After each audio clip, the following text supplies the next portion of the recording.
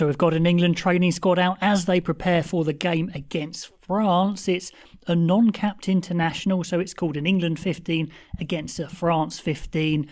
This squad obviously has no players from Bath and from Leicester as they're playing in the Premiership final. Of course, no Lions are going to be involved as well. So this is going to change quite a lot when they pick the final touring squad on the 23rd. But certainly it's a great chance for some of these players to put their foot forward and play in that 15 against the French 15.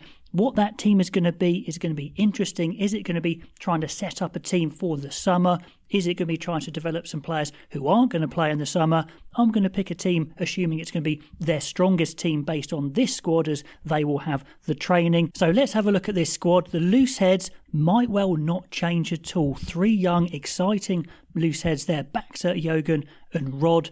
Does Beno Abano come into it? That is the question, I think, on the 23rd. So we'll see there. Hookers are as expected. George has gone to train with the Lions, so he'll probably be back unless he's called up for an injury, of course. Dan, Langdon and O'Gray are the 3 hookers who would drop out. Maybe O'Gray, maybe Langdon. I imagine Dan would stay, so that's going to be a bit of a fight there to see who stays when George comes back.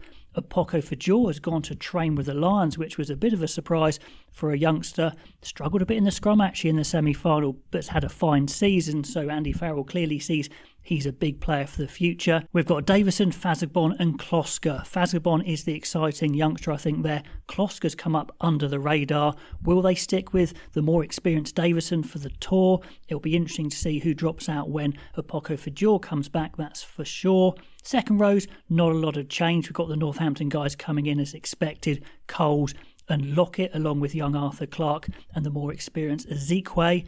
Lots of players in here, though. Not many dropping out at all. Capstick is still there. Cunningham South is back in from injury. Ben Curry, Don Brandt, Pearson is back from a minor injury. He didn't play for Northampton at the end of the season. Kenningham and Tom Willis. Into the backs, we've got young Charlie Bracken there, along with Quirk and Porter. So a very young lineup. Porter, the most experienced of the lot, I guess, there. Fly half is still Atkinson and George Ford. George Ford is absolutely vital. If England lose him for any reason, I think they're in a bit of trouble, actually. A stack of centres still, looking at 6 centres. Seb Atkinson, Beard, Dingwall, Massey White, Northmore and Slade. So there's going to be some cuts there for sure. And in the back 3, we see Roebuck come in from Sale. We see Carpenter from Sale as well, joining Fawabusu, Murley and Slightholme, who is working his way back from injury. So first of all, let me know what you think of that squad. Let me know if anyone else should have been there who's not in there. Obviously, the guys from Bath and from Leicester have that chance to come in a couple of weeks. You know, the likes of Radwan, will we see him in there, is a big question, of course. But if it was the strongest team from this squad to play the French 15, this is how I'd see it. Rod, Dan and Fazagbon. I'd probably go for the younger Fazagbon, but you could say maybe Davison should start this one. Coles and Lockett, an exciting pairing from Northampton. I'd keep Kenningham at 6, or play Kenningham at 6, because Cunningham South's just coming back from injury and Kenningham's been a really good player there all season. Pearson just coming back from injury, so I think he gets there on merit. The captain I would have as Ben Curry. I see him as a really good leader. And one of the former 7s, of course, Tom Willis. And then Porter with Ford. I think you go with the older 9 there in Porter. In your centres, there's a lot to choose from, but I think you go for Dingwall, who holds a team together, would coordinate that defence really well. So in a scratch team like this almost, I think that's the way to go, alongside the speed of Beard, but you could go loads of ways in the centres.